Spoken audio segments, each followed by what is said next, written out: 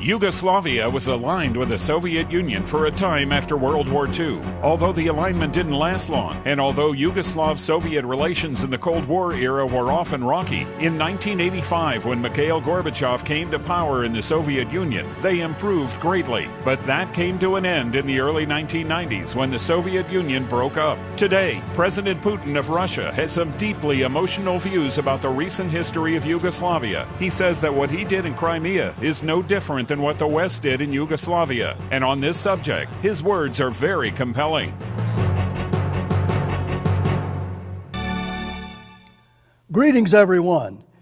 Vladimir Putin says that the breakup of that Soviet Union was one of the greatest crisis of the 20th century. Now, that is his view, of course, but what happened to Yugoslavia after it became independent of the Soviet Union is what really fills Vladimir Putin with wrath and even rages on today. Now, we need to know why. Why was he so upset about what happened in Yugoslavia? Now, it all started in the early 1990s and then on into the early part of 2000. And it's really involving the U.S. He blames the U.S. first of all. But then, of course, the U.S. used its military power and might to conquer Yugoslavia and then handed it over to Germany. So America and Germany don't like to talk about that beginning very much, but I want to present you with some facts today, and I mean they are all facts. It's not about emotion. It's not about a political view. I'm just looking at the facts, and I hope you'll join me in doing that and see what really happened to Yugoslavia and why Vladimir Putin is so enraged today about that. I mean, still in this modern era. So my booklet on Germany's conquest of the Balkans tells you all about that, and it's a really critical, vital book. And I don't think there's ever been a better booklet written about that event than the one entitled Germany's Conquest of the Balkans, which included, of course, Yugoslavia. But Vladimir Putin remembers that, and he remembers it, and it's etched in his memory, and he can't forget it, he won't forget it. But we need to know why. Why is he so upset about all of that? Well, I think America and Germany would both like to see him forget all about that, but he will not.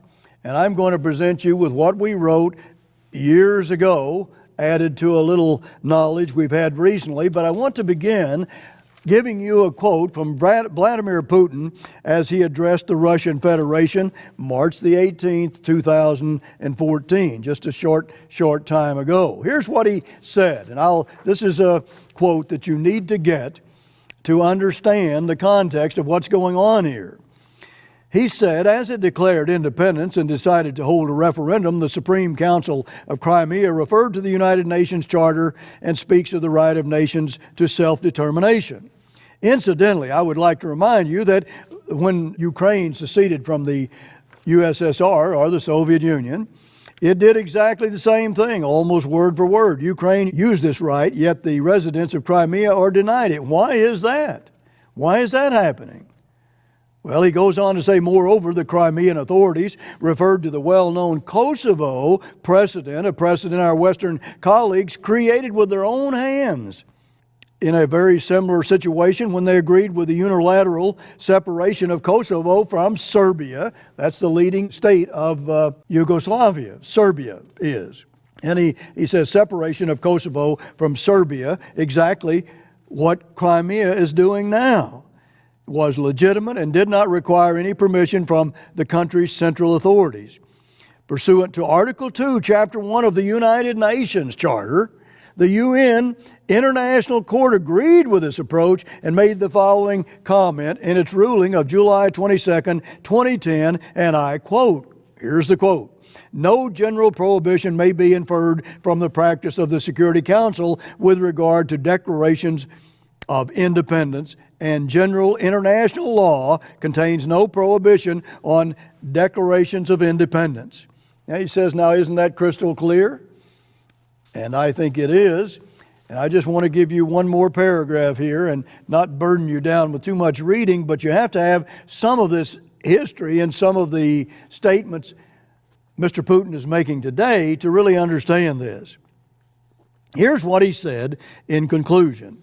I do not like to resort to quotes, but in this case I cannot help it. Here is a quote from another official document, the written statement of the United States of America, April 17, 2009, submitted to the same UN International Court in connection with the hearings on Kosovo. That's a part of Yugoslavia. Again, I quote, here's the quote, declarations of independence may and often do violate domestic legislation. However, this does not make them violation of international law. This is what the United States said. End of quote. They wrote this, disseminated it all over the world, had everyone agree, and now they are outraged. Over what? The actions of Crimean people completely fit in with these instructions as if it were, for some reason, things that Kosovo Albanians, and we have full respect for them, were permitted to do. Russians, Ukrainians, and Crimean Tartars in Crimea are not allowed. Again, one wonders why. We keep hearing from the United States and Western Europe that Kosovo is some special case. What makes it so special in the eyes of our colleagues? It turns out that it is the fact that the conflict in Kosovo resulted in many human casualties, which it certainly did. And Kosovo was tied to the Yugoslav country at that time. But notice this statement, which is really quite astounding, and one we ought to be concerned about because it's aimed directly at the United States, that is, those of us who are Americans. But he said this, our Western partners, led by the United States of America, prefer not to be guided by international law in their practical policies, but by the rule of the gun. By the America, he said, is led by the rule of the gun, guided by that. Now, the conquering of Yugoslavia was led by the U.S. military power, and it was through NATO, and most of that power was from the U.S. that absolutely blasted Yugoslavia, or in the Serbs in particular, into smithereens, you could say. It was a terrible attack, and it was all orchestrated by Germany, of all things. What is that? What was really going on then? What was really happening? This has everything to do with the development of what is called the Holy Roman Empire in Europe, and you'll see that from the prophecies we have in this booklet that we want to send you, and I hope every single one of you will read it because it is as powerful as any little booklet I've ever written about world news and about what happened certainly in Yugoslavia. But Germany now controls the former Yugoslavia.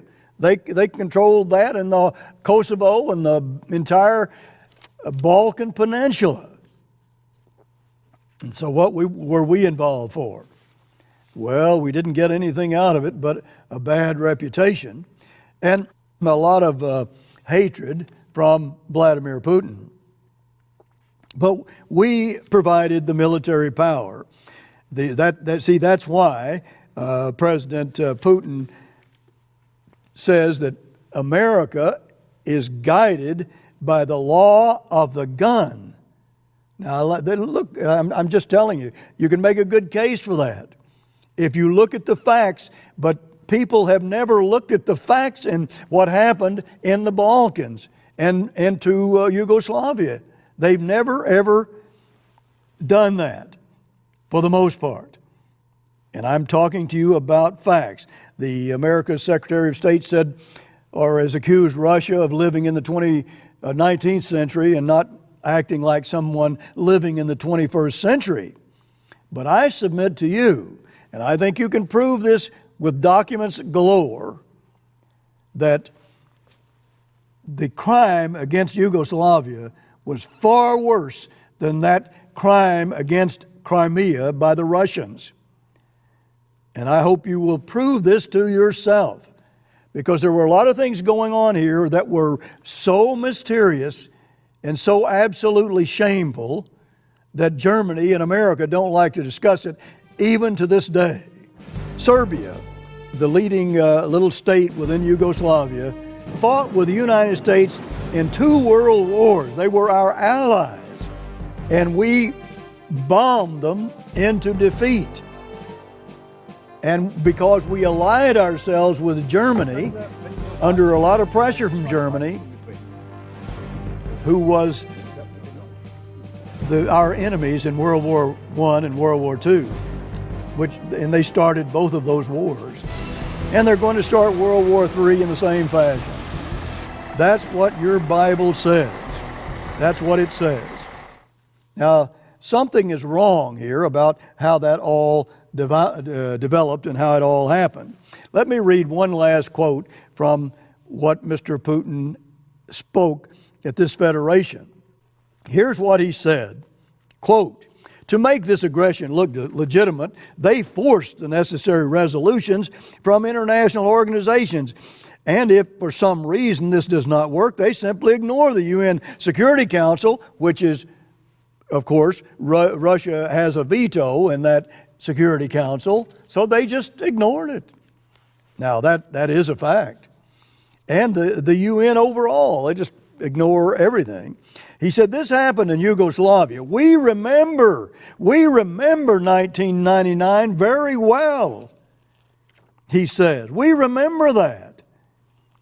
It was hard to believe, even seeing it with my own eyes, that at the end of the 20th century, one of Europe's capitals, Belgrade, that's the capital of Yugoslavia, was under missile attack for several weeks, and then came the real intervention. Was there a UN Security Council resolution on this matter allowing for these actions? Nothing of the sort.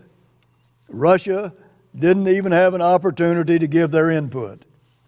And now we want input on Russia's interfering and taking over the Crimea, which is, again, mostly inhabited by Russians. But Russia has veto power in that Security Council, and of course they were left out. But the thing about it is this. When Vladimir Putin says, look, we remember 1999, we remember what happened, he's saying that they not only remember it, but they have deep emotional feelings about it. And he still rages about that today. Now, we wrote all about this exactly as it happened in a booklet that was written 15 years ago. Germany's conquest of the Balkans, and that's what it is. Let's call it what it is. Now, let me give you another very prominent source here. This is the Corsi intelligence brief, and let him tell you what happened, a little bit of what happened. And here's what he said. It is a mystery. It is a mystery as to why Western policymakers did not understand the resentments that had been building up in Moscow and that Ukraine represented a red line for Russia. Now you see, again, Mr. Putin is still enraged. And he said the only mystery, it's a mystery here why the West doesn't understand why they were so infuriated by what happened in Yugoslavia. Now, it's a mystery, but it shouldn't be. And we explain why in our booklet. We explain that to you. Resentment that the Russians have to this day, and they take a certain delight in what happened in Crimea, that is for the most part, but I'll tell you for certain that rage is still burning within Vladimir Putin. And now he has a lot of power and a strong memory about what happened in Yugoslavia. And he's going to remember that the rest of his life. And he says, look, the America is guided by the rule of the gun. Now, when you just look at Yugoslavia, you could say, well, now I guess he does have a point. he does really have a point. What was America doing bombing the country that had these Serbian allies in World War I and World War II and helped Germany conquer them, which they couldn't do in World War II? Notice what Corsi says in this final quote. He said, "These resentments and fears are genuine, not concocted, and they have been signaled for a long time." Yes, they have, and we've signaled that more than anybody else. The only surprise is that the West seems to have been surprised by the Kremlin's actions over Crimea. See, the West is surprised. Well, what a surprise. Well, how could that be? But let me just give you a little history on how this all happened. Here's what I wrote in the booklet. The Serbs see clearly that Germany was behind the breakup of former Yugoslavia. We cannot forget that all Europe, the U.S. and the UN were against Germany when it recognized and strongly supported the breakaway of Slovenia and Croatia from Yugoslavia. But Germany prevailed. Croatia's breakaway led to civil war. America's Secretary of State at the time said Germany had a certain responsibility for the Yugoslav civil war. That was Warren Christopher. But he was quickly silenced, and no leader in our government has made such a statement since.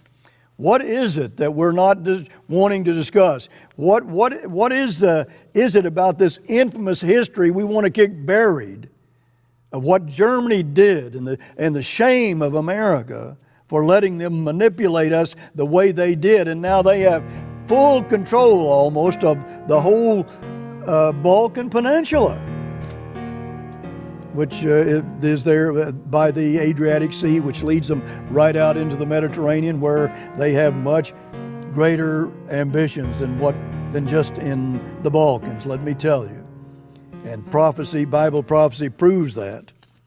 But what is wrong when Germany can by themselves turn all of Europe and the UN and America to their will? What weakness is that in America? God says that He is going to break the pride of our power. And so we just not only disagree with Germany, but then they turn us around and get us to support them and provide most of the power to destroy Yugoslavia and the rule of the Serbs. Now, that is our history. We don't like to discuss that part of it, but hey, it happened. And now it's all coming back to haunt us, just like you would expect it would. The world was shocked, but Vladimir Putin was enraged and still is to this day, because we get so, I think, hypocritical when somebody else does what we did to Yugoslavia. Here is a June 2002 Philadelphia Trumpet magazine, and that is a picture of Yugoslavia. And our feature article was "The First Victim of World War III." And that is what it amounts to. And you've got the maps there. And we had this powerful article, which was expanded into a booklet because it was so important.